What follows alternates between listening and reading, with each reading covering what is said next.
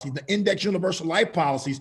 And so I text my guy from home office and I say, yo, I need to train my team on universal life policies. And I don't just want to talk about it. I want to be able to put together, I want to go show them a PowerPoint so they can follow along with me. And the home office got it right to me last night. So as soon as I asked for it, they delivered it. 12 o'clock at night, home office sent me the presentation so that we can go over it this morning. So guys, this is, you're gonna find people in the marketplace. You know, everybody is not laying around with no insurance. Some people actually got insurance and they got the wrong stuff. And so what we're gonna pay attention to is what can we do to make sure they get it? Shout out to Lexi Blush, got on me saying we always doing motivational training. She needs some of this technical stuff. And so now with them all fussing, I'm gonna give y'all some technical stuff. I'm just gonna be on here for the next 2 weeks, just talking about A, B, C, D, E, F, G. That's what I'm gonna do for the next 2 weeks, but I'm recording this. Now I got a quick question. I recorded that one the other day. How many of y'all went back and looked at it? Let me, just don't lie. How many of y'all went back and looked at it? I recorded one on Whole Life. How many of y'all went back and actually looked at the one for Whole Life and watched it all the way through again? How many of y'all did? I did. I watched it and shared it. I did, Coach. And I started watching Art Williams. Okay. All right. So we got about 4 of y'all. All right. I'll take that. I was for the PowerPoint. Can I get that? Who wants the PowerPoint? Who is it asked for PowerPoint? That's classified information. Matif. Okay. Well, yeah. In that case. Screenshot. That's what I've been doing. But, all right. That's case. No, I actually want the PowerPoint. Can I get that? I wanted to go.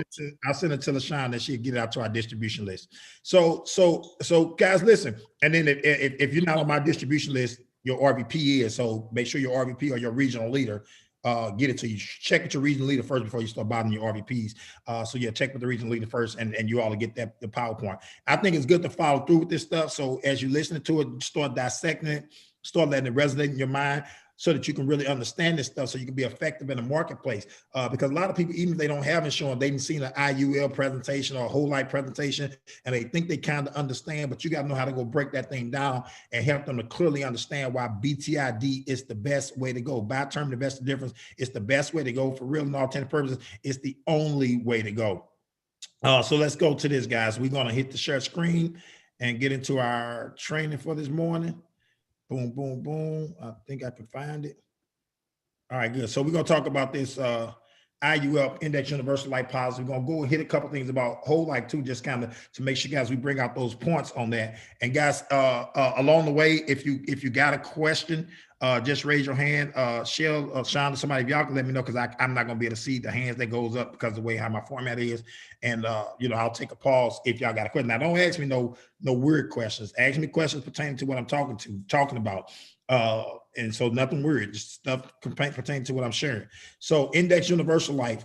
So one thing is that start off the basis is if you know universal life insurance, you can know an index universal life insurance. They work about the same way. They put little twerks in there and what they tie it to for the investment, what kind of marketplace they put it into. So that's really the biggest varying differences. At the end of the day, it's still insurance and savings bundled in the same program. And oftentimes when you take the savings, it's gonna take away from your death benefit. And when you die, your family don't get both of them. And if you ever take out all your cash, you lose your insurance. That's the foundation of cash value insurance, no matter what name they put on it, unless it's a variable life. Right? If you have a variable whole life policy, you die, your family actually do get your insurance and your savings on the variable whole life, right? But we're going to talk about this. We're going to go into details. And again, the dangers about that is that you don't get to pick your investment. You have no control over your investment vehicles. Is what the company says you're going to get. You don't have control over that. So that's the biggest thing. So let's first start out with the foundation of the theory of decreasing responsibility, because I think that this is the number one thing that you guys want to learn how to explain and help people to understand that in the early years, they have a need of a lot of coverage. They need a lot of life insurance in the early years. That's why it's not wise to get cash value insurance in your early years, because it doesn't allow you to get maximum protection. In your later years, you're probably not going to need a whole lot of insurance, right? Then on the flip side of that, in your early years, you may not have a lot of money. But in your later years, you better have a lot of money, because you're going to go into retirement. And so we talk about conceptually, what do we protect against when we introduce insurance? We protect against living too long and dying too soon. That's why we got to have a balance of that. Some of you guys still trying to slick through and not put a FAB account in your life insurance quotes. And that's the dangerous position for you to get in for two reasons. The number one reason is that it's going to kill your persistency. If you write term life insurance, you don't attach the FAB account with that quote, and put the FAB account in place, people don't have a problem with just getting rid of their life insurance. What they struggle with, if I'm gonna get rid of my life insurance and I'm gonna lose my savings too, theoretically in their mind, they think that doesn't work that way. They're not gonna lose their savings with us if they cancel their life insurance policy, but conceptually, they think it. Because they bought it together, so they buy it together, they think it leads together. But if a person's starting to get statements in the mail showing they get money to a savings account, and when they hit a hardship, if they want to lose their life insurance because of a hardship, they can always go pull into their savings and keep that policy alive. We had a lady that was able to keep our policy in place who had got laid off. She kept her policy in place for 6 months because we tied the agent tied the savings to that program. She was laid off for 6 months. 6 months. And the policy stayed intact because the savings plan was put on the policy. So that's one of the reasons. It's because it's going to keep your policy alive. The second reason is, guys, the industry is selling policies with cash on it. And they come in, even if they got to borrow cash out of their policy, it's better to have cash you got access to borrow than having no cash at all. Because how many of y'all know that hardships do come up? How many of y'all know that hardships do come up? So we can't ignore that. You're going to be trying to be more attractive selling the life insurance policy with no savings and trying to compete with somebody that got one with some. As bad as borrowing your money is, it's better to have the ability to borrow money in a crisis than to not have no money at all. What say y'all? What do y'all think? You think you want to be in the part and say, well, I ain't got that dumb policy with the savings account. I got pure life insurance. But now you need 4 new tires. Would you rather be in a position when you need 4 new tires that you can borrow money out of your savings or have no savings at all? Which one would you rather have? Which position would you all rather be in? Borrow. Huh? Borrow. I mean, I don't want to have to borrow my own money, but hell, if I got to choose between having access to money I can borrow or no money at all, I got 4 flat tires. Something's better than nothing. So we got to understand that perspective. So in your early years, guys, you need a lot of life insurance in case you die too soon. If you die when you got young children, high debt, a mortgage, a loss of your income to your families will be devastating. That's another reason why you shouldn't buy cash value life insurance, because the savings component makes the policy higher and you can't get adequate protection. You need a lot of protection when you're young. When you're in your 20s, your 30s, your 40s, and you got babies that are not self-sufficient, they still dependent upon you, they're not independent yet, you need a lot of life insurance in case you die to make sure that they're stable financially. In your early years, you got to protect against dying too soon. But the flip side of that, guys, is protect against living too long. And most people want to have something in place in case they live too long. What do you mean live too long? You outlived your money. You're alive, but you don't got no money. One thing you don't want to be is old and broke. Life is not kind to old, broke people. They standing at Sam's and Walmart checking receipts at the door and all of that. The life is not kind to those people. So you got to protect in your later years so that when you get closer to retirement, when your kids are grown, when your kids are grown, your debts are low, your mortgage is paid down or paid off, you don't need no whole bunch of life insurance at that point. Now, if you can afford it, you keep it and leave generational wealth, but you don't need it at that time. If you die and you 80, your kids can figure it out. Even if they ain't got nothing, they can figure it out, but they can't figure it out at 10. That's why you need to be in the best, most equitable, most affordable life insurance position in your early years you can possibly be in. In your later years, you can cancel it if you want to, especially if you've been putting money away for your retirement, right? So we're telling our concept is life insurance is not a permanent product. Although you can renew our term to age 95, 100, we teach that life insurance ain't supposed to be a permanent product. It's called decreasing of your responsibility. In your early years, you got a lot of responsibilities. You need a lot of life insurance. In your later years, you ain't got no responsibility. So you don't need life insurance. So the question is, what life insurance company do you know that teaches people how to eliminate the need for it? Which life insurance company y'all know? They sell a product and they teach people how to eliminate the need for it. We're going to show you how to go grow some wealth so you ain't always got to go buy wealth. Life insurance is buying wealth until you build wealth. I need $2 million in life insurance because I don't have $2 million in my investment account right now. But once I get $2 million in my investment account, my life insurance policy is going to be optional for me. So again, what life insurance company have y'all ever heard of that teaches people how to get rid of it? Primerica. Outside of us. Have y'all ever heard of any life insurance company that's teaching people how to get rid of life insurance? Now, the foundation of this company is built on life insurance. So that's the separator with Primerica, because we can try to encourage people to keep it forever and it will make the company more money. But what we're saying is that if we position ourselves, if we do what's right, then if people feel good about their experience with you, you ain't got to worry about making money, because they're going to refer people to you and all type of stuff. And again, some of you guys won't even set it up. I understand that you don't have a securities license right now, but at some point you plan on getting one, right? Right.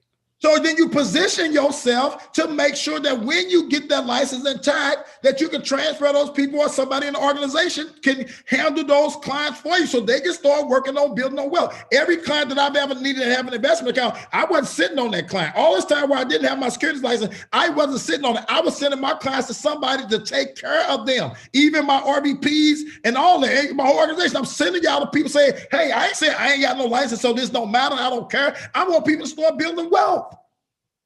And thank God that we did that, because when the organization started going down in production, people didn't have to go panic. They can able to keep their cars, keep their houses, and all kind of stuff, because we all saved 6 figures in our investment account. Everybody saved over $100,000 in their investment account. I wasn't a security license, so I didn't make the commission off that. I made sure my people was taken care of. Because what? It's the right thing to do. It said if you save your money, one day your money gonna do what? Save One day you. your money gonna save you. So if you ain't saving no money, you ain't gonna have nothing to save you. And listen, trust me, everybody comes around time they like where they need to be saved. Right? So you got to make sure that you focus on that. That's the foundational principle, right? So protect your greatest asset. What is your greatest asset? What is your greatest asset? Your income. Your greatest asset is your income. Your greatest asset, you got to protect that. That's your greatest asset, is your income. You got to protect that. So look at this, the coverage quadrant. Some people have no coverage at all. Your family's at full risk, uncertainty, fear, where if you get shot up tonight with no life insurance, as bad as they don't want you to die, if they start seeing that the reality of it is that the breadwinner is going to die, think about this. A husband, you know he laying in bed, he gonna die. Now you devastated emotionally, but you are also thinking about all the stuff that he paid for. There is uncertainty. They can't even grieve properly in a funeral because they saying, damn, this mortgage is $1,200. This car note is $600. This school for the kids is another $1,000. There's uncertainty when there's no coverage at all. See, when you're presenting what we do to people, you got to make sure that they feel that. Sometimes you're a little bit too casual in your presentation. You have to go shift that emotion of the uncertainty of not being protected to the people. In your presentation, you have to disturb the comfort of being uncovered. You have to have the ability to carry that. When you get into your breakout rooms, you got to reiterate that. Right? So the dime made sense to you. So what we fight to do is to make sure that, again, listen, if you go to bed tonight, God forbid, we know everybody that goes to sleep ain't gonna wake up. If you don't wake up, you'll never be in a position again where you have to have that little knot in your stomach that if you don't wake up, what's gonna happen to your family financially? We make sure that's protected. On a scale of 1 to 10, 10 being highest, how important is it to you to make sure that God forbid, if you don't wake up, that your family's still good? By now, how important is that to you? And you let them tell you, that's a 10. Because you're reiterating that there's no comfort in uncertainty. Anybody ever been in a position where you didn't know if you was going to be able to pay your rent? Anybody ever been in that position besides me? You didn't know if you were going to be able to pay your rent? Or your life?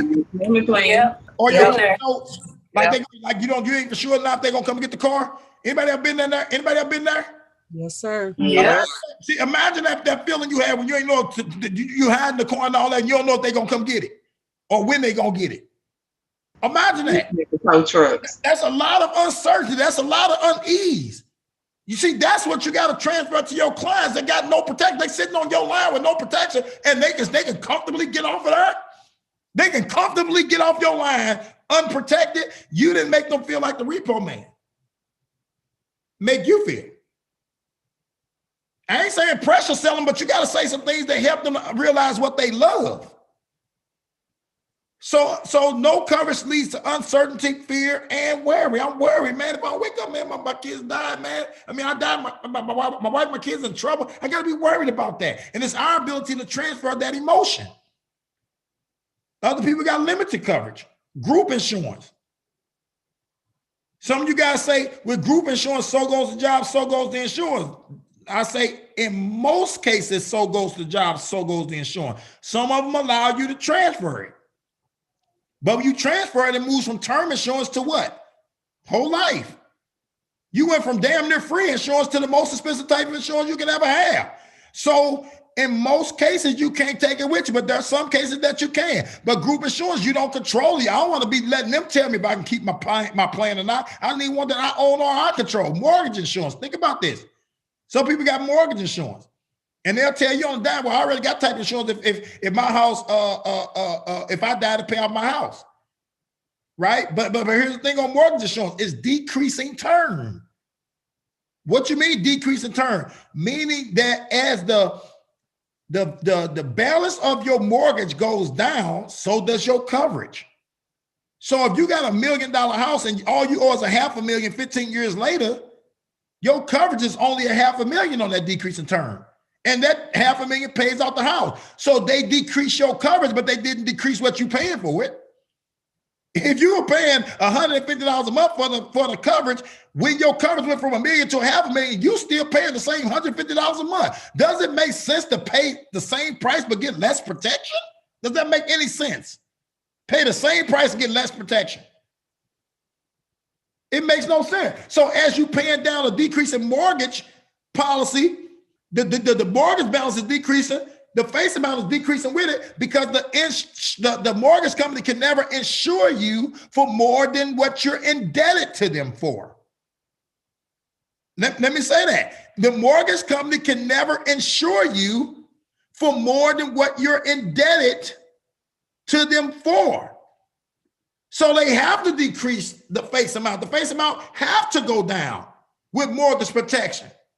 So what your selling point on a mortgage protection policy, I got the insurance that pay my house like that. Well, that covers your mortgage company. It doesn't protect your family. It's going to pay off their loan.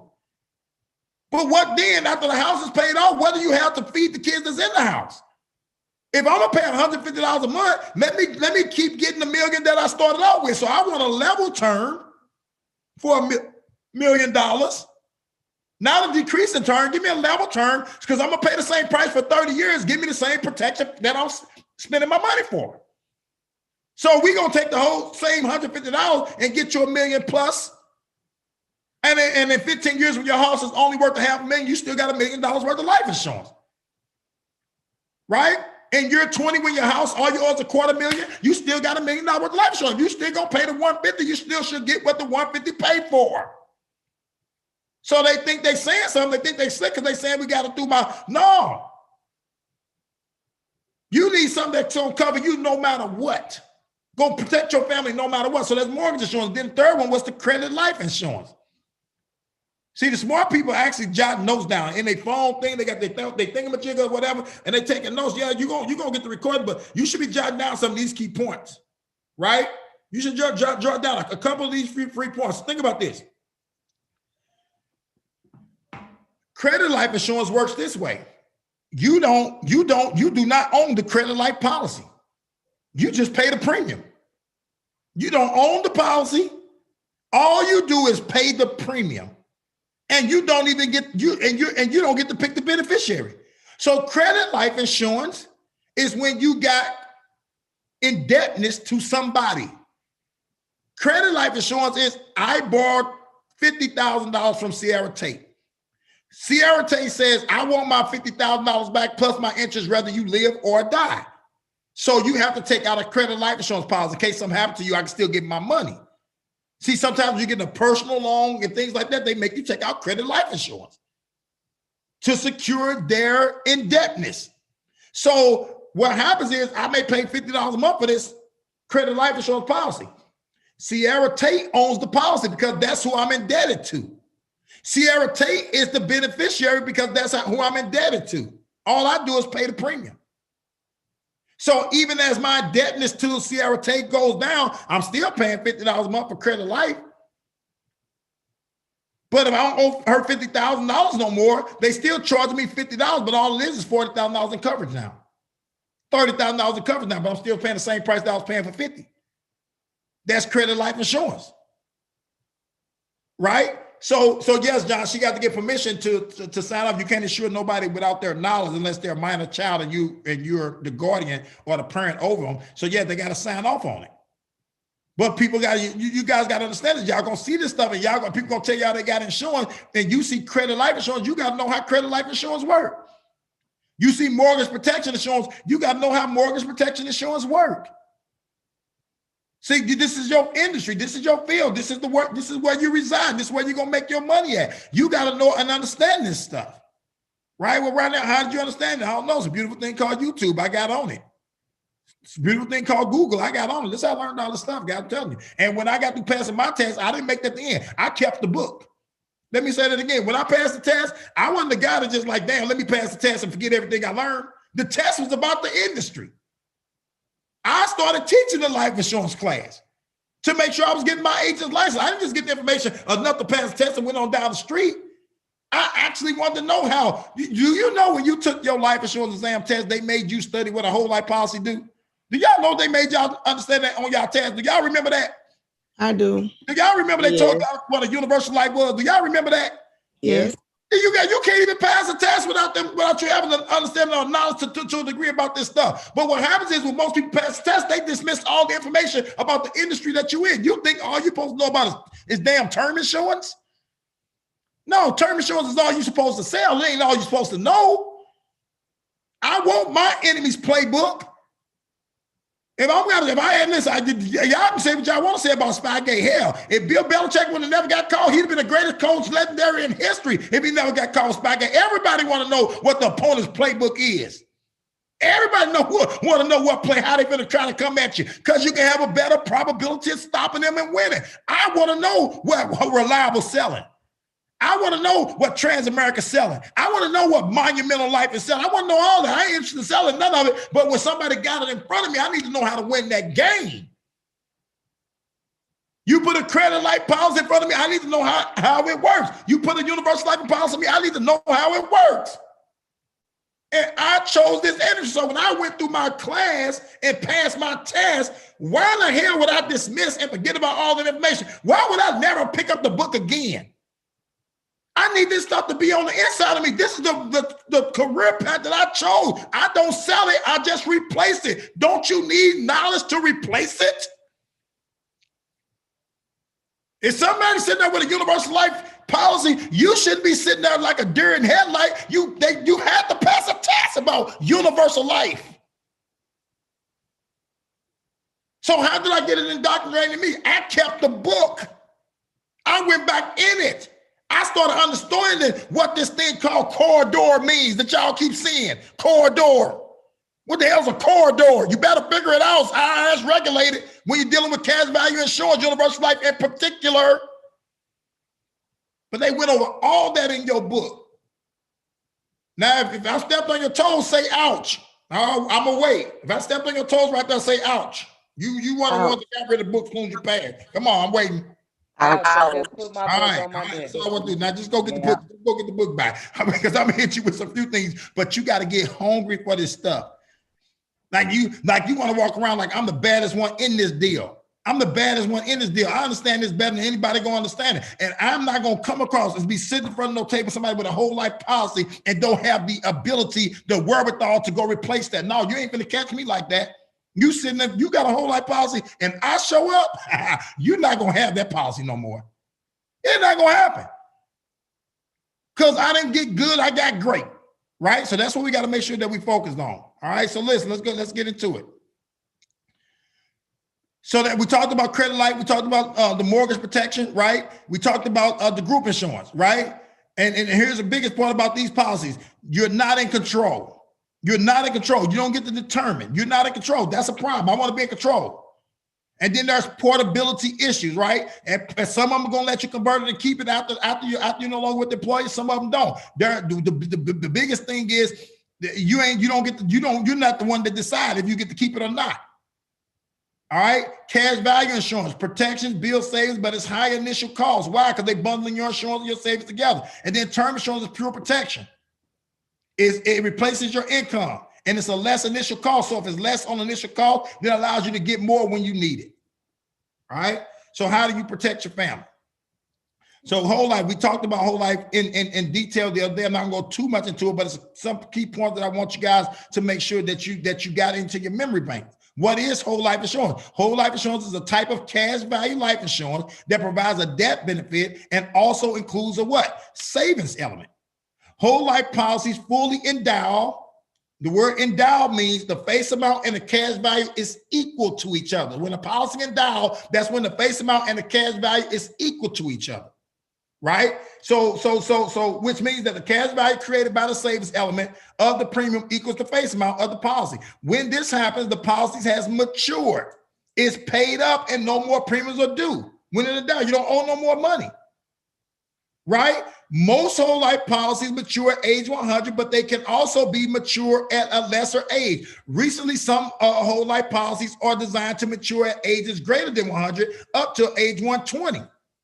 Premiums for whole life policies usually initially are higher than other term policies. Why do they stretch it out to have whole life endow at age 120 instead of 100? Is it because they just want to make sure that whenever you die, you get a death benefit? Is that why they did that? Why did they stress this thing out to age 120 now instead of age 100? Y'all why y'all think that?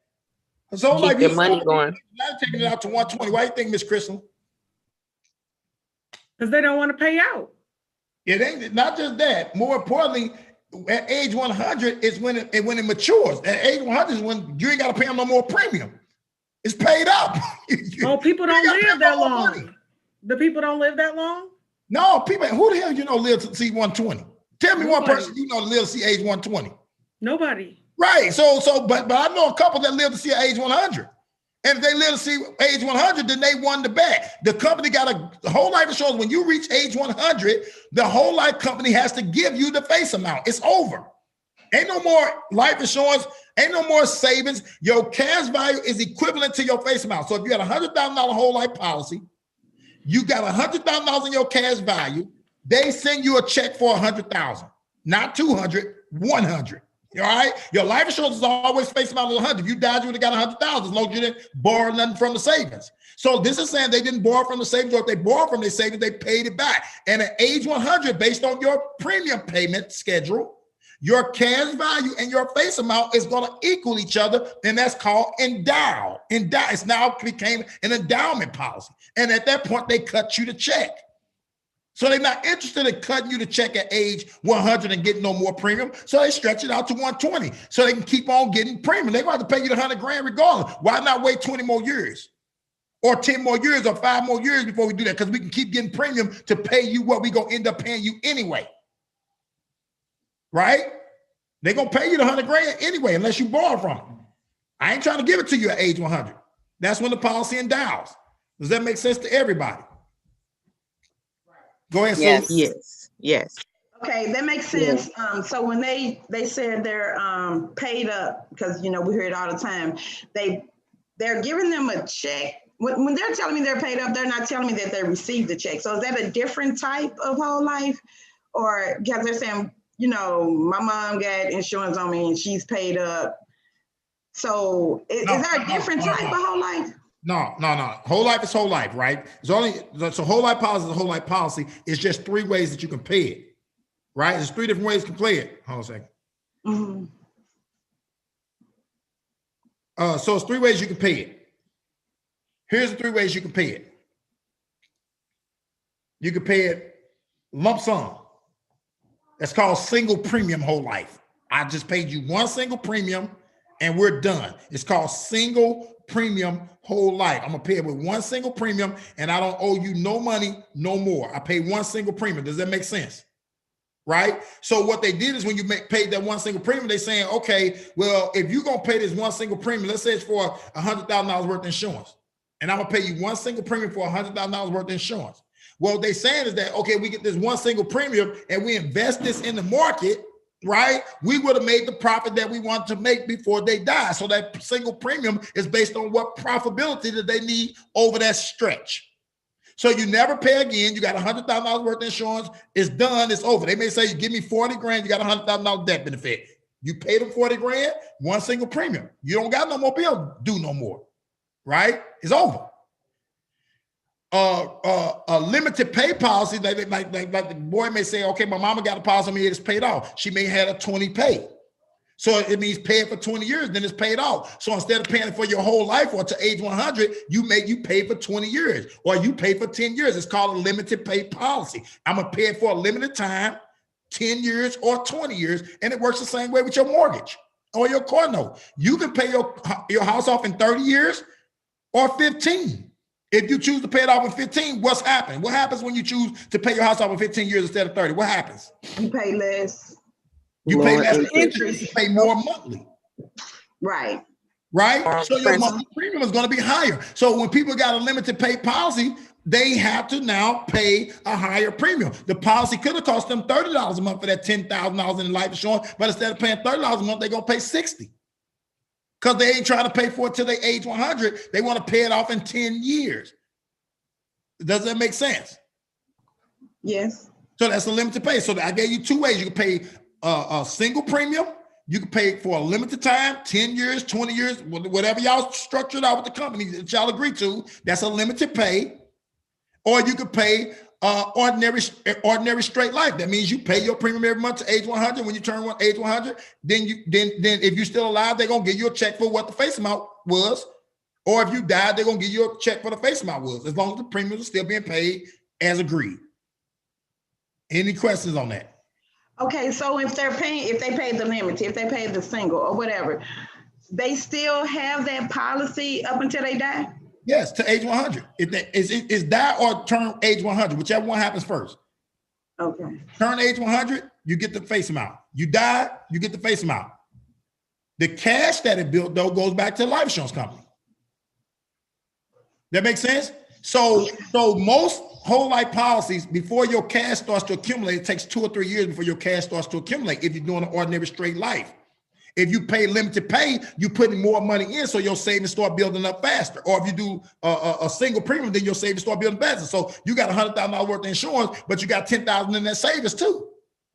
That's securing interest at 1 to 3% because you paid it all up front. So you got 10 grand. As soon as you start off that day, you gave them 40 grand, 30 of it paying for the life insurance, 10 went into the savings. That 10 starts building interest at 1 to 3%. So it's starting to grow at 1 to 3%. If you need to borrow money out of that 10,000, you can. But if you die without paying that money back out of that 10 grand, then 100 you thought you was gonna get, they're gonna deduct the loan plus the interest and give your family the change. Whole life works one way. It's 3 ways that you can pay for it. Whole life works one way. There's 3 ways you can pay for it. Either way, they don't endow to age 100. You can pay it up all up front right now. Doesn't matter. Your face amount and your cash value ain't the same until age 100. It needs time for that 10,000 to grow to 100,000. And based on the interest that they paying you, they saying age 100 is when your 10,000 gonna be worth 100. Does that make sense? One policy, 3 ways to pay it. Thank you. Okay, go ahead. Okay, so I get a lot of people saying that they have Gerber policies, and they're paying those really cheap amounts, like $2, $10. They've been paying them since they were a kid, and then it's transferred over. I've never seen an actual Gerber policy, so I just want better understanding of it. And then they'll say, "Oh, well, it's paid up." Like, what exactly does that mean? I get stumped every time with that. Right. Okay. So if, say my daughter, she's 5 years old. If I took out a Gerber life policy for her, I'm going to pay $9, $10 a month. All right. Mm-hmm. When she turned age 20, 25, depending on what kind you get, when they say it's mature, then now it becomes, if I did a limited pay, it can be paid off in 20 years. Well, she got $10,000 worth of insurance. She never got to pay on no more. It's just as simple. She got $10,000 worth of insurance. She never got to pay a dime for it because I chose the limited pays. Instead of me paying $9, I paid $17 to make sure that I ain't never got to pay no more after 10 years. I just paid it off faster. It's done. My daughter get a certificate. She got $10,000 worth of insurance. Now that $10,000 worth of insurance got a savings attached to it. It may be $2 grand in the savings. If my daughter decides I want that $2,000 out of there to go buy me some makeup and some tennis shoes or a purse, she take the $2,000 out. Now she ain't got $10,000 worth of insurance. If she decides she wants the cash, she lose the policy. If she decides she wants to borrow the cash, she diminish the policy. But no, she got $10,000 worth of insurance that daddy paid for. I started paying on it when she was 5. The agreement was when she turned 25, it's paid off because I did a limited pay. Now I could have did an ordinary straight life and could have been paying on it forever. Then it would have been $3 or $4 a month. But I paid till she aged 100. Whole life don't work different. Lock this in your brain. All whole life policies work the same. You got an insurance component and you got a cash component. Okay? No matter what, whole life is whole life. You got an insurance and a savings. If you want some of the savings, you diminish the insurance. If you want all the savings, you get rid of the insurance. That's whole life. If you borrow from it, you diminish from it. If you take from it, mean all of it, then you don't have no insurance at all. If you take all the money, you lose all the insurance. If you take some of the money, you lose some of the insurance. Capiche? The variation is how you pay for it. Do you want to pay with a single premium and be done with us? Do you want to pay limited time? Give us more monthly to be done with it. Or take our regular scheduled payment, and in our regular scheduled payment, some of your money gonna pay for the insurance, some of your money gonna pay for the savings, but by the time you reach age 100, the money you was putting in the savings is equivalent to the amount of insurance that you have, and at that point, we give you a check. Or you die before that time, we give your family a check and we keep the savings. Because we're going to keep the savings no matter what anyway.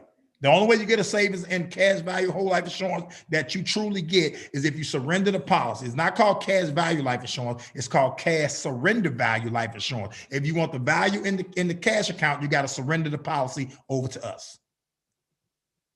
That makes sense to you all? Whole life is whole life. That's the way that it works. That's the way that it works. The policy don't never work no different. It's always borrow your money, lose your death benefit, diminish it. Take all your money, you lose the whole policy. That's whole life. There's nothing else different about it. You just decide how do you want to pay for it. For your whole life, which means to age 100 or 120 on some of them. You want to pay one single premium, or do you want to pay for 10 years or 20 years? That's it. All you choosing is how you want to pay. The other bases of a whole life policy are all the same. All right. Any other questions on that before I move on? So do they have to surrender it before the person pass away? If they want all their cash, yes. If I want everything that's in my cash value life insurance policy, if I want that, if I got 3,000 and I want that whole 3,000, I have to surrender the policy and I get the 3,000. If I don't want to surrender my policy, then I can't take the 3,000. I can take 75% of that 3,000. Okay, thank you. And there's some savings left in there. You got to keep something in the savings account to keep the policy alive.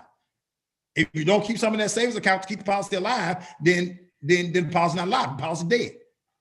And if you don't pay the interest on the loan that you borrowed, they take the interest payment that you're supposed to pay out of the cash that you left in there. And once that interest on the loan that you took out dissipates that cash value, the cash value is gone, the policy cancels anyway because it ain't nothing in there. So if you don't pay the interest on the loan that you took out, they still gonna get their interest out the cash that you left in there. And when that cash hits zero, you ain't got no insurance no more. It's over. Yes. So the interest eats it up. All right. Let's move on to the next part. I hope y'all learned something today. I'm gonna learn y'all today. All right, so good. So now most whole life policy mature at age 100, but they can also be mature at a lesser age. Recently, some whole life policies are designed to mature at ages greater than 100 up to 120. Premiums for whole life policy usually initially higher than term insurance policy. What is a whole life insurance, right? The following characteristics of whole life: level premium, that means just price stay the same forever. Level debt benefit, the debt benefit stays together. When you got a regular whole life policy, your debt benefit and your premium stays level unless you borrow money out the cash value. That's when your debt benefit gets lowered. That's on a regular whole life policy. All right. Other benefits, right? The policy owner can borrow against the cash value while the policy is in force and can receive cash value amounts when the policy is surrendered. Right. So that means if they surrender the policy, they can get the whole cash value. So that's pretty much how whole life works. No tricks, no other trickery about that. How whole life insurance work? Number one, you got $250,000 in face amount. Your premium is $282 a month. It matures at age 100. You got it at age 35. These are the facts around this example. $250,000 in coverage, $282 a month. Why? Because it's whole life. You can't get at age 35. You want $250,000 worth of whole life. Y'all hear people saying, I got a whole life insurance. How much coverage you got? I got $500,000. How much you pay a month? $70. You know damn well that ain't whole life then. They don't know what they're talking about. That's why you got to ask me, is it the red kind or is it the green kind? Oh, I got the green one, baby. Ooh, girl, you got the green one? You didn't get that updated? Because if they saying they got $250 for $70, that's not no whole life policy. You got to get them to get the policy out so you can walk them through what it really is. At age 35, to get $250,000 in whole life insurance, it's going to cost you about $280 a month. So what kind of policy would they have, Coach, if they say that? they will have term. Now, what type of term is a whole nother story. It could be annual renewable term. It could be a 5-year term. It could be a decreasing term. It could be an increasing term. There's a lot of types of terms. You know what I'm saying? I can tell what it is based on the price. If you tell me you got $1 million worth of insurance for $25, $30 a month, then what do I know that is? Yeah, you got $1 million worth of insurance and it's costing you $30 a month. What does that tell me about that policy? yeah, low term. Death. Donuts or something, huh? Accidental death. What I got? A low term. A low term? No, you can't even get a low term at that price. Was it Accidental. Say it again. decreasing term? Accidental. Somebody said Christian term. Ain't no Christian term. What you talking about? They said decreasing term. They said Christian term. We got Christian term. That's what a Christian. They're gonna give you a cheaper price because you're Christian. Everybody be walking around with a cross then. No Christian. So now, Ronnell. So here's Ronnell, the deal. can I ask? You tell me you got $1 million for $35 a month. I know that's accidental insurance. Ain't nobody finna give you no $1 million worth of no insurance for no no, give me that. It's a funny juice you bought. It ain't papaya, it's another one. That's what I want. Thanks. So that's what I know. Now if they say I got $500,000 and it's about $60, then it's annual renewable term. That means that term gonna renew when? Annually. Every year. It's gonna increase every year. The term gonna renew every year. Yeah, you gotta hold out for a little. But that term, they come back to see you every year. That's why they can give you a lot of coverage for a little money. Because every year you got to come back and renew that. And what happens when you renew it every year? Increases. The price goes up. Your debt benefit stays the same, but the price goes up. So by the time you get to the 10th year of that annual renewable term, guess what? You can't afford it. You can't afford it. We call that the tap. For that little bit of money because they ain't gonna never pay no debt benefit. Ronnell, what do you call that policy? The tap out? Yes, well, that's universal life. We're gonna get to that one. Yeah. But in theory, yes, that do too. But I be talking about universal life because that's a really big ball of wax. But yes, Mike, you are gonna tap out though. You're gonna tap out on that one too. Absolutely. All right. So let's move it on. I'll make sure y'all completely understand this stuff this morning. All right. So that's the basic foundation. Thank you. Of a cash value whole life policy, right? 282. I'm always looking at how much they pay in a month versus how much face amount they got. That gives me an indication of what type of policy it is. And I always want to know how old they was when they took it out. Somebody took out a policy 20 years ago, and you looking at the price based on their age today. No, they could have had a regular whole life policy. They took it out when they was 15 years old. So yes, they got a lot of coverage for a little bit of money. You got to make sure you also understand the issue age. When did you take this out? That's why you got to ask them red kind, green kind, so they can go grab it. Make them, girl, you got the red kind or the green kind? I think I got the green. You got the green one? Oh my God, girl, you need to grab that. And now you get to go talk and have a real story. What's the face amount? What's your premium? What age did you get it at? Okay, all right, so you had it 20 years. Now look at your cash value table, see how much money you got in there after 20 years. And all they got to do is start at their age 35 to 55, and they're going to save 55 20 years later. Just how much cash you got. Girl, you had this policy 20 years, and all you got is 1,000? And then she'd be like, damn, girl, yeah.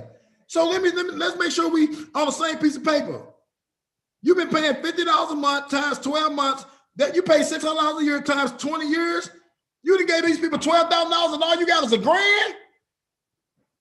See, you got to know how to look at this stuff and have these conversations where they be like, damn, I did give them $12,000.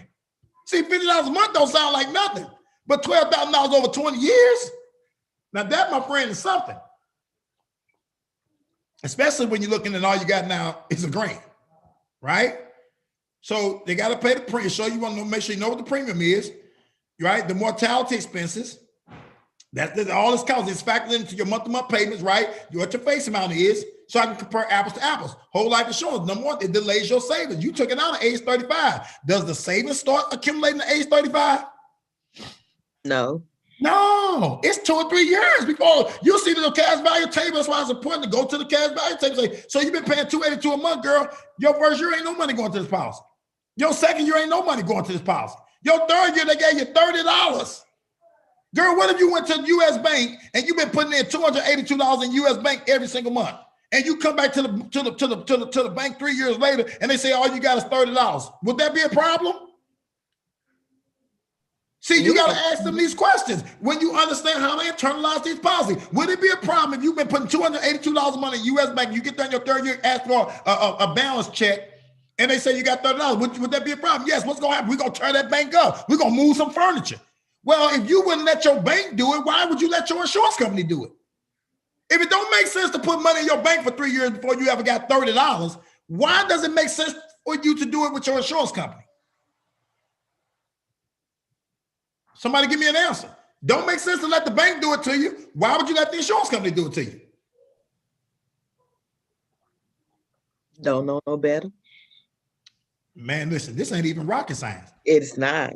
They ain't got nobody sitting down explaining it. And we just run in making quick sales. Or I get you $100,000 for the same price you're paying for 20. Man, listen, that whole life agent coming back. And he gonna tell you how you screwed them out of their savings and you ain't got no savings on yours, nothing like that. Guys, you better understand how to break this stuff down, right? Take it out at age 35, right? It's important to know how this whole life works. Delayed savings, you borrow your own money, right? You build up $23,000 cash value, but that's cash value. It's a value of cash, it ain't cash. You borrow $10,000 plus interest. What happens? Did you borrow $10,000 out the cash? No, you borrowed $10,000 out the policy, right? The insurance portion of the benefit drops. That 10 grand didn't borrow out the cash value, it borrowed from the policy. Because the cash is not really cash, it's a value of cash. So the cash ain't really nothing substance. The only substance thing you got in the whole life policy is the face amount. The money fake. It ain't cash, it's a value of cash. So if it was cash, you would be deducting from the $23,000. You ain't deducting from the $23,000, you deducting from the $250,000.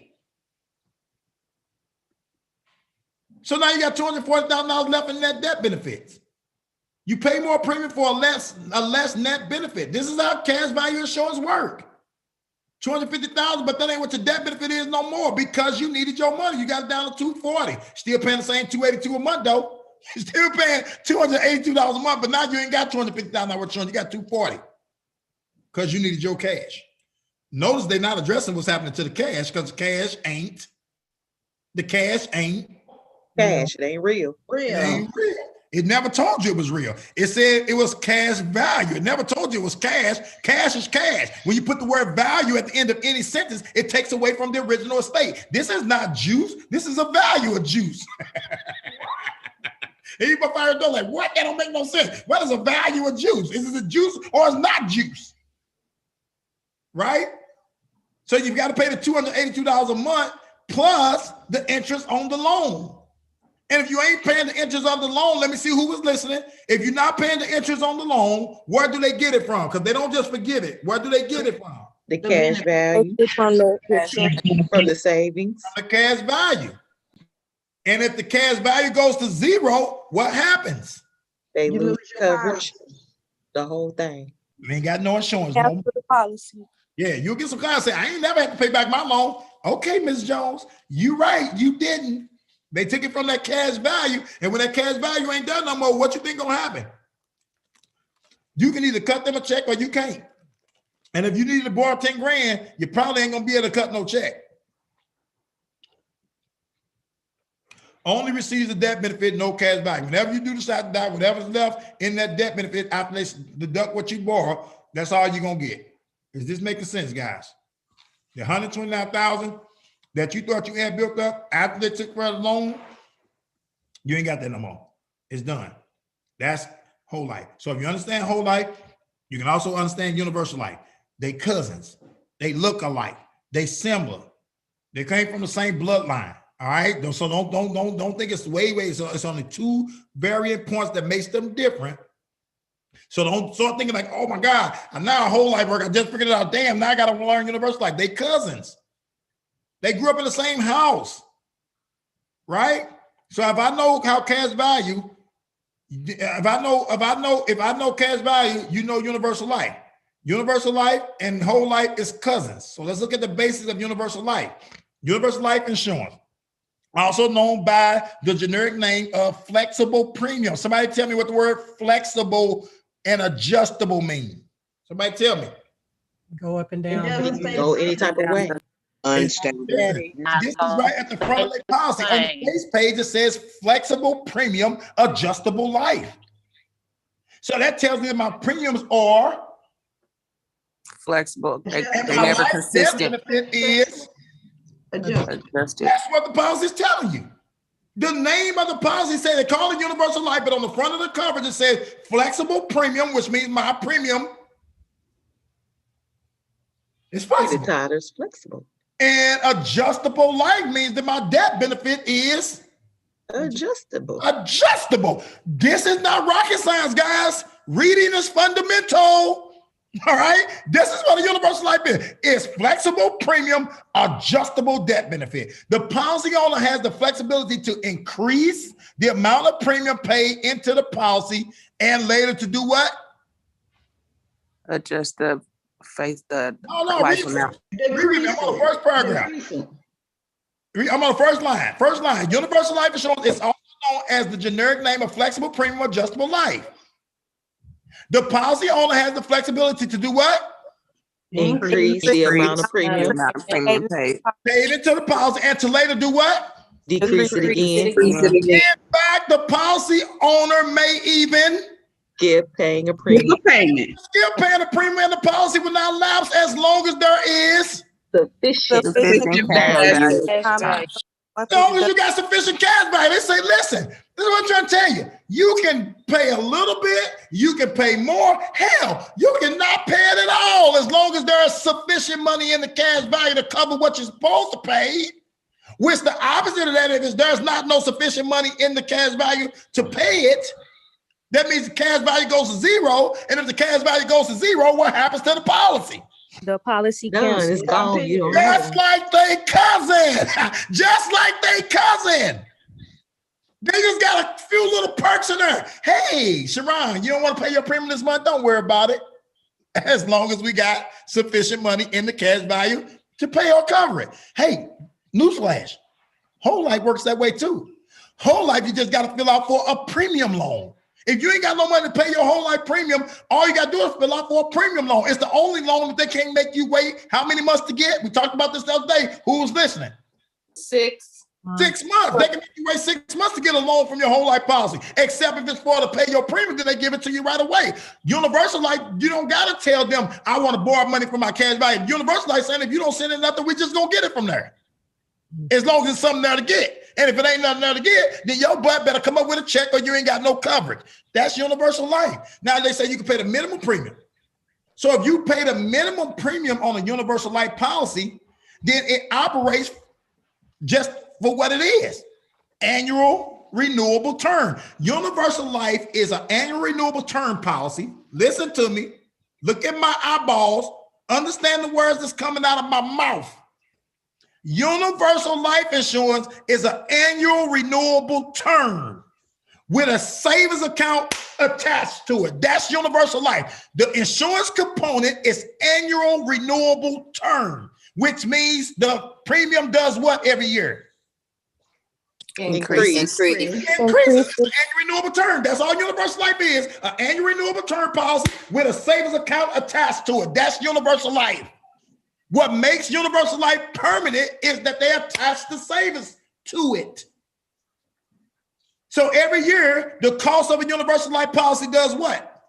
It increases. It increases. It goes up every single year. And where does the money come from? Because some people are like, I ain't never paid no more money. Hey, my price been the same. Where does it come from?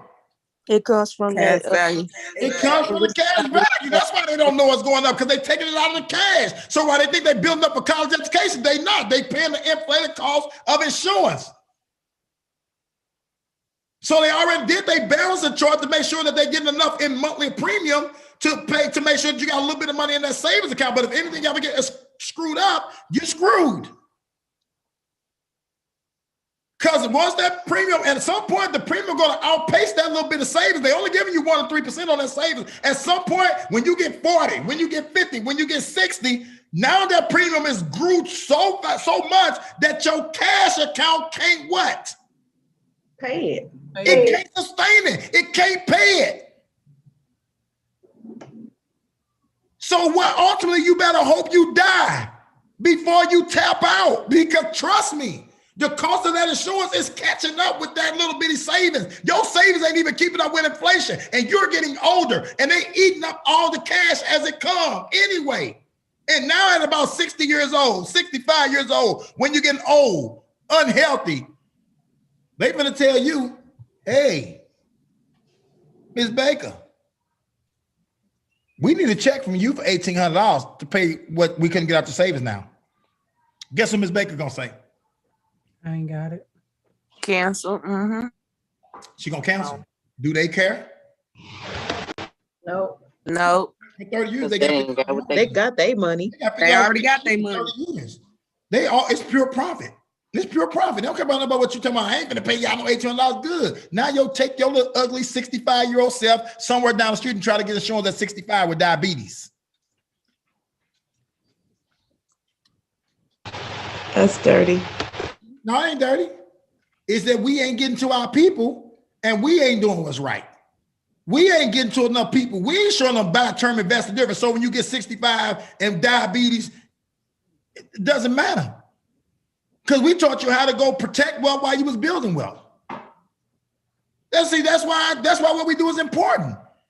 These people don't understand. My daddy had a universal life policy. He built up 15,000 in the universal life policy. Had no clue in 2 years he was gonna have zero. That amount of that insurance was costing him. If he had $250,000, them prices was racing. It was about to eat every dime of that cash up.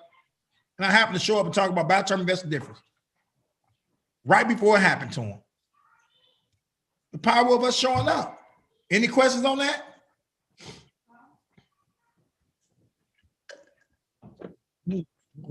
No questions. I'm moving on. All right, so that's universal life policy. The policy of the premium it operates just like a annual renewable term. What is universal life policy? It's an annual renewable term with a savings account attached to it. That's universal life policy, right? If the cash value is too small and no additional premiums are paid, the policy will expire, terminate, cancel. Since the premium can be adjusted, the insurance company may give the policy owner a choice to pay either of the two types of premiums, the minimum premium or the target premium. Now, don't miss this. Because you say you can pay some, you can pay more, or you can pay none at all. The minimum premium is the amount that's needed to keep the policy in force for the what? Current year. For the current year. Current year. If you pay the minimum, $18 a month, well, $18 is enough for you to just keep the policy for the current year. It operating as an annual renewable term. But we said that universal life is a permanent policy, right? Did we say that? Mm-hmm. But they tell you it's only going to be good enough to keep it in for that 1 year, because you're paying the minimum premium. If you pay the target premium, that's now saying you're putting some extra in for the cash value. That's what makes it permanent. The target premium is the amount that should be paid, right? That should at least be paid on the policy in order to what? For the cost of insurance, protection, and to keep the policy in force throughout a lifetime. It has to build cash value in order for it to stay intact for a lifetime. So you can pay the premium, the minimum premium, the target premium, or you can pay no premium at all. Now, the target premium is usually saying that you got a savings goal, right? That's what universal life is. They tell them you can retire with this, you can send your kids to college with this. A targeted premium means I got a target that I'm trying to hit. And my target could be college education for my kid. My target could be retirement for myself. And they're going to say, based on what your goals are, instead of paying $18 a month, you need to pay $118 a month, $218 a month, $318 a month. Because based on this 1 to 3% interest rate, by the time your kid get ready to go to college, we take this extra $200, $300 that you're putting in there, and we can put this towards this savings account at 1 to 3% interest, and then it'll be enough to send your kids to college. It's my targeted premium, which keeps extra money in the cash account, which makes the policy be permanent instead of an annual renewable term. Does that make sense to you all? Universal life is term insurance, and whole life insurance, having sex, that's their baby. All right. Any questions on that? All right, moving on, guys. Y'all learned something? Y'all quiet on here today. Y'all learned something today? Yeah. I'm taking notes. Yes, sir. Move on to the next. All right, so what is universal life? As well as being a flexible premium policy. Yeah, give me one more. As well as being a flexible premium policy, universal life is also an interest-sensitive policy. Although the insurer, which is the company, guarantees a contract interest rate, which is stated in the policy, there's also potential for the policy owner to get a current interest rate, which is not guaranteed in the contract, but may be higher because of current market conditions. A universal life policy has two components. There's an insurance component and then there's a cash account. The insurance component of a universal life policy is always, somebody said with me, it's always annually renewable term. Always annual renewable term, which means the price goes up every year. So you better hope that your savings account is performing along those lines. All right. What is universal life? Universal life offers one or two death benefits. Don't miss this part. Y'all think everything worked the way it works. No, I said they cousins. I ain't say they was identical twins or fraternal, whichever one's looking like. I said they cousins. All right. So universal life offers one of two death benefits. One of two death benefits. Right? Option A is a level death benefit. Option B is an increasing death benefit. So option A is normally what people have. Guess why? Guess why? It's level. It's cheaper. Okay, level death benefit option is cheaper, no tax consequences, that type of stuff. They go with the level death benefit, right? So if they died, they had $100 worth of insurance, they died, they get the $100,000 worth of insurance. What happened to the cash? Goes back To the life insurance company. That's it, that's all. Life insurance company keeps the cash, there's no tax consequences. You ain't got to worry about the gap between the corridor. Right, because you got to your balance between your insurance and your cash value has to have a certain spread on it. You ain't got to worry about that when you choose option A because you're never going to get the cash or your family never going to get the cash anyway. You signing up option A on a universal life policy. When you die, all they get is a death benefit as long as you ain't took out no loans. Right? Option B allows you to get the death benefit and not or cash value. So don't be running around telling people universal life you don't get both of them. Choose on it depends on which death benefit that you chose. You can choose to get both.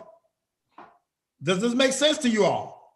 So the insurance is showing you see the gap. The insurance face amount increases with the cash value. When you die, your family get the insurance and the death benefit. That's if you choose death option benefit B. But do you think the agents are explaining option B? No.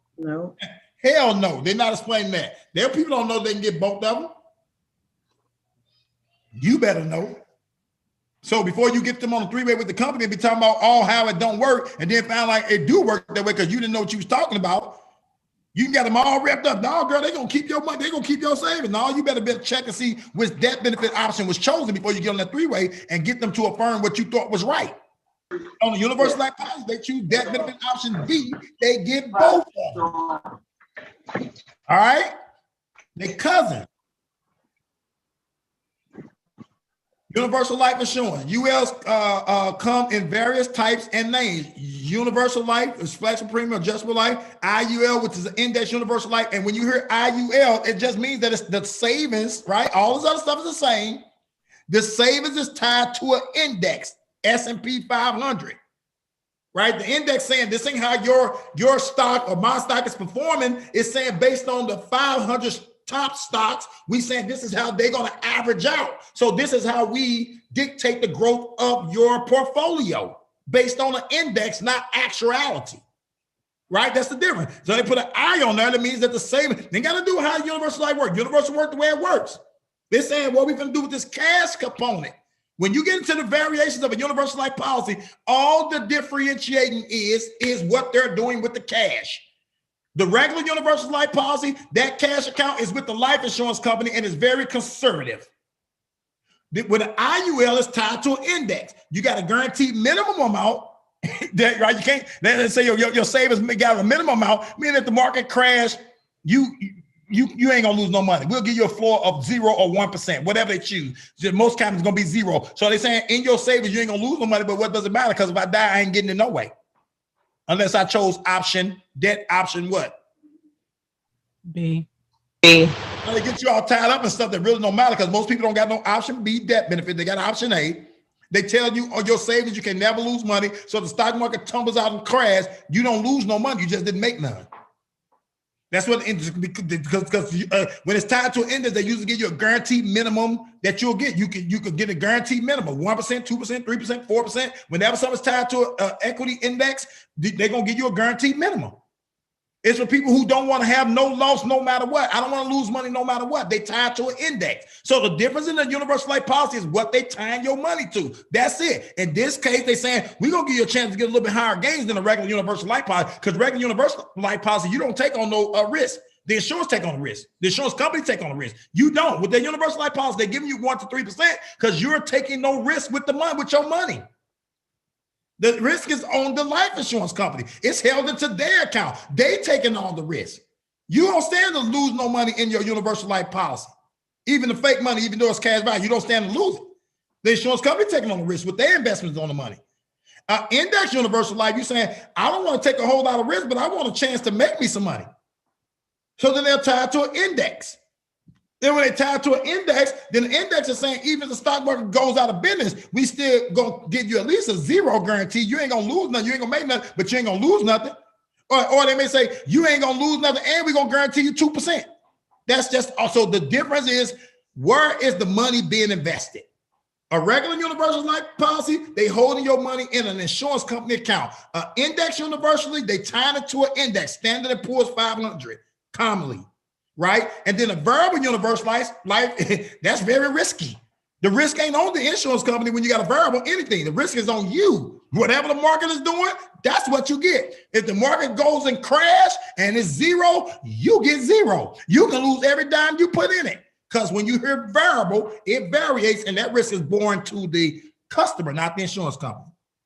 So if you hear universal life, variable universal life, it's only talking about what's happening with the money. On a variable universal life policy, that money is in a separate account. It's not attached to the life insurance policy. Kind of like our buy term invested difference.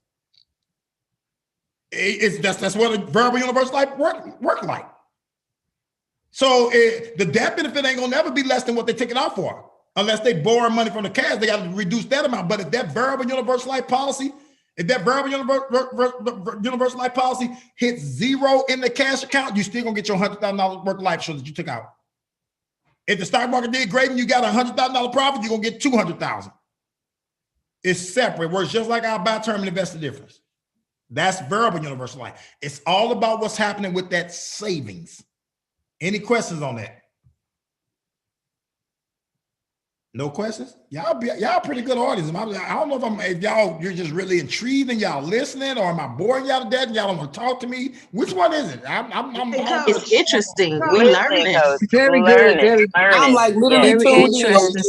Yes, I love it. I like to have fun. I want y'all to talk back to me and laugh and get up. Well, this real serious. I love it. I keep getting. I have a question. If I can't hear nothing, I don't see nothing, I don't hear nothing, I don't know what's going on. I'm like, did I put him to sleep? Lord Jesus, that's why I like to teach. Y'all just don't be handling business. Y'all just be sitting there staring at the damn screen. Coach, I was business 101. I was laughing, Coach, when you were cracking your little jokes. Okay, thanks. So, Coach, on that variable, they can take the investment out anytime they want. They can take all of it, and ain't nothing gonna happen to their life insurance policy. Still gonna get $100,000. The life insurance and the savings is in 2 separate buckets, just like my term invested difference.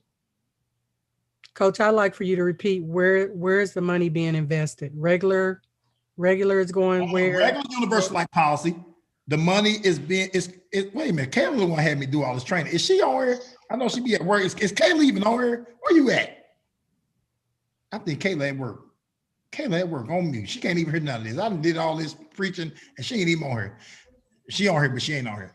Calandra, call your cousin. Tell her I done did all this sweating and she ain't even heard none of it. So regular universal life policy, the money is being held with the insurance company. It's not taking no risk. There's no risk to the customer. They're gonna guarantee them 1 to 3%. That's what the cash value is gonna grow as. It's a regular universal policy, all right?